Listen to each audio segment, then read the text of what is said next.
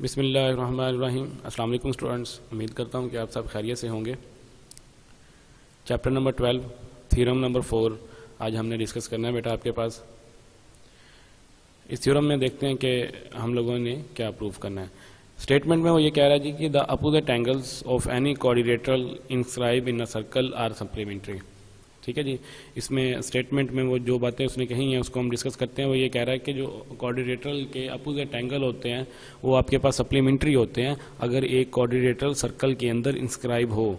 ठीक है जी। अब हम देखते हैं कि एक आपके पास सर्कल है, जिस तरह से ए बी सी डी एक कंप्लीट आपके पास एक सर्कल बन रहा है, उसके अंदर ए बी सी ओ ये आपके पास एक क्वाड्रिलेटरल है। ए बी सी और D, A B C D आपके पास एक पूरी क्वाड्रिलेटरल है। इसके जो अपोजिट एंगल्स होंगे वो आपके पास क्या होंगे? इंस्क्राइब सर्कल कहलाएंगे, सप्लीमेंट्री एंगल कहलाएंगे।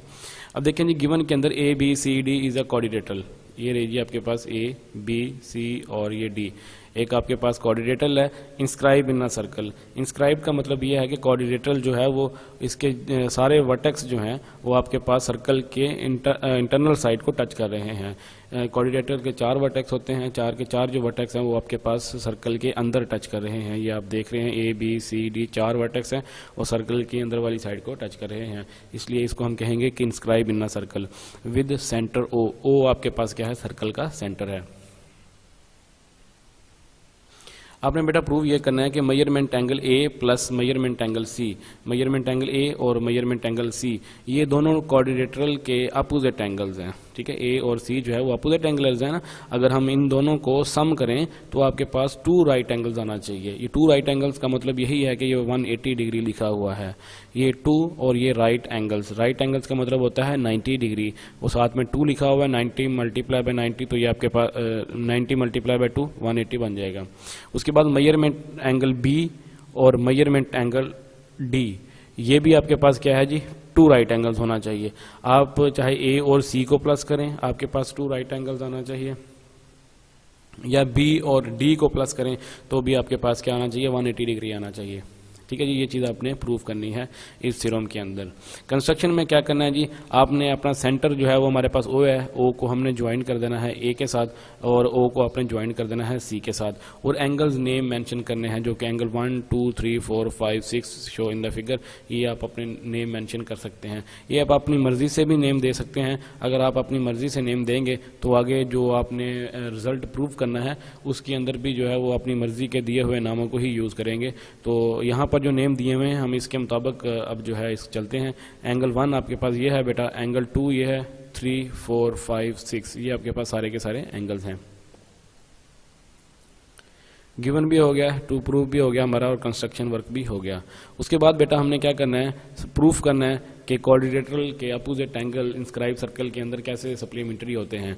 सबसे पहले आपने बेटा ये देखना है कि standing on the same arc A D C angle 2 is a central angle. ठीक है जी। अब देखें डायग्राम के अंदर बात को समझ करें कि ए डी सी आपके पास एक आर्क है, हम स्टैंडिंग ऑन द आर्क इस आर्क पे खड़े होके एंगल को ऑब्जर्व कर रहे हैं। अगर हम इस आर्क पे खड़े होके इस 2 एंगल को ऑब्जर्व करेंगे तो जो आपके पास सेंट्रल एंगल होगा वो आपके पास बी होगा, सॉरी सर्कम एंगल जो होगा वो आपके पास क्या होगा? बी होगा, और सेंट्रल एंगल जो होगा वो आपके पास क्या होगा? 2 होगा।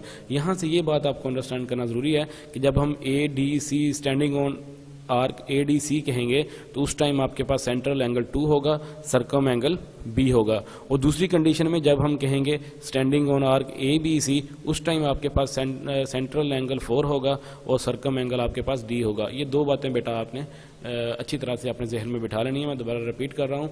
जब हम बात करेंगे कि standing on arc A D C तो उस टाइम सेंट्रल एंगल आपके पास 2 होगा और सर्कम एंगल बी होगा। और जब हम कहेंगे standing on arc A B C तो उस टाइम आपके पास सेंट्रल एंगल 4 होगा और सर्कम एंगल आपके पास डी होगा। अब ये 2 बातें मैंने यहाँ पे डिस्कस की। अब इन दोनों बातों का अगर हम खुलासा देखें तो देखें कि हमने थ्योरम नंबर 1 के अंदर डिस्कस किया था कि सेंट्रल एंगल सर्कम एंगल के 2 टाइम ग्रेटर होता है, ये बात हमने पढ़ी थी। तो यहाँ पे जब आपके पास 2 सेंट्रल एंगल है और बी क्या है? सर्कम एंगल है, तो इसी के मुताबिक हम एक स्टेटमेंट लिखेंगे जो कि यहाँ पे लिखी हुई है। देखेंगे स्टैंडिंग ऑन आर्क एडीसी, हमने कहा जी स्टैंडिंग ऑन आर्क एडीसी पे है angle 2 is the central angle, जी ठीक है जी, सेंट्रल एंगल 2 जो है वो आपके पास सेंट्रल एंगल होगा। Where angle B is the circum angle, जब मैंने कहा था कि 2 जो है सेंट्रल एंगल होगा और बी जो है वो आपके पास सर्कम एंगल होगा। तो बाय थ्योरम 1 की मदद से हम ये कहेंगे कि मेजरमेंट एंगल बी जो है is equal to 1/2 measurement angle 2 की हो जाएगा। 2 को अगर हम इस तरफ मल्टीप्लाई कर देते हैं तो central angle 2 time greater measurement angle कहलाएगा। तो उन्होंने 2 को इधर डिवाइड करके लिखा हुआ है 1/2 के फॉर्म में। तो ये आपके पास मेजरमेंट एंगल बी जो है इज इक्वल टू क्या आ जाएगा 1/2 मेजरमेंट एंगल 2 हो जाएगा। यहाँ पे बाय थ्योरम 1 नहीं राइट करेंगे, हम जो है यहाँ पे स्टेटमेंट राइट करेंगे कि central angle is greater than 2 time of circum angle. ठीक है जी, ये बात हम लिखेंगे। दूसरी फिर मैंने जो बात बताई थी, इसको हम पहले तो हम इसको एक क्वेश्चन नंबर दे देंगे, यहाँ पे मेंशन कर देंगे कि ये आपके पास क्वेश्चन 1 बन गई है।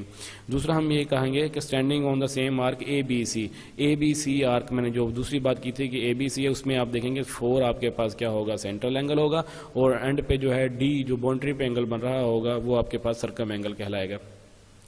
तो सेम इसी क्वेश्चन की तरह ये आपके पास बन जाएगी कि central circum angle is equal to 1/2 measurement angle 4, वही स्टेटमेंट आ जाएगी कि central angle is greater than 2 time of circum angle के स्टेटमेंट हम लिखेंगे। ये आपके पास क्वेश्चन नंबर 2 बन जाएगी। अगर हम 1 और 2 को ऐड कर दें measurement angle B plus measurement angle D, ये आपके पास क्या रिजल्ट बन जाएगा जी 1/2 measurement angle 2 plus measurement angle 4, ये आपके पास आ जाएगा। और रीजन में हम लिखेंगे एडिंग इक्वेशन नंबर 1 एंड 2।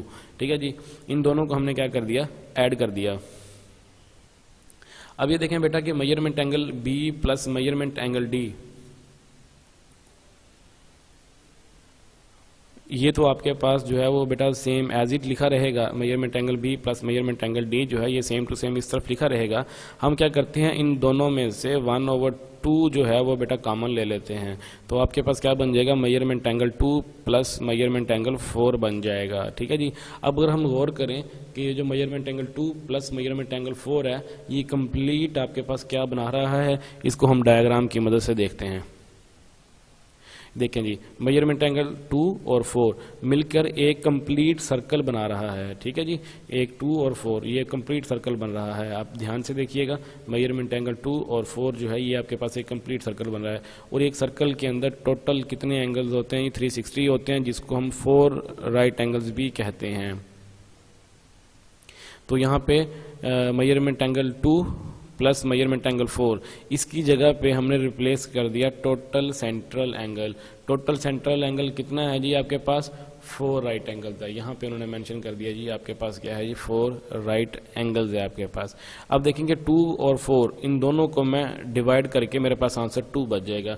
तो 2 राइट एंगल्स आ गया, और हमारे पास लेफ्ट हैंड साइड पर measurement angle B plus measurement angle D जो है वो चलता हुआ आ रहा था। तो ये देखें, ये आपके पास बात प्रूव होगी कि measurement angle B plus measurement angle D जो है is equal to 2 right angles के आ गया। तो सिमिलरली हम प्रूव कर देंगे कि measurement angle A plus measurement angle C जो है ये भी आपके पास क्या है 2 राइट एंगल्स होगा। हमें ये दोनों अपोजिट एंगल प्रूव नहीं करने, हमें कोई एक साइड का प्रूव करना है, जो कि हमने कौन सा प्रूव किया जी डायग्राम के अंदर मैं बताता हूँ आपको। हमने बी और डी ये दोनों अपोजिट एंगल थे, मैंने इन दोनों एंगल्स को 180 डिग्री प्रूव कर दिया। अब ए और सी जो थे इन दोनों को हमने सिमिलरली डायरेक्ट लिख दिया कि ये भी आपके पास क्या हैं जी 180 डिग्री हैं। ठीक है जी, तो इस तरह से ये बेटा हमारा थ्योरम जो है ये कंप्लीट हो गया।